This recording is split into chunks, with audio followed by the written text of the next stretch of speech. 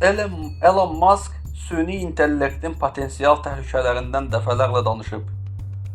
O, süni intellektin nəzarətsiz inkişaf edəcəyi təqdirdə insanlıq üçün risk yarada biləcəyini düşünür.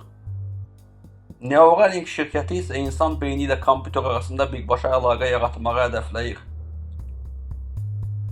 Bu texnologiya gələcəkdə iflic xəstələrinin müalicəsində, yaddaş problemlərinin həllində və insan imkanlarının artırılmasında istifadə oluna bilər.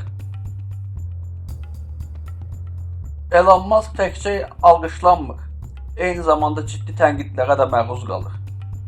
Onun işçi münasibətləri, sosial mediada verdiyi açıqlamalar və qərarları tez-tez mühafizə doğurur.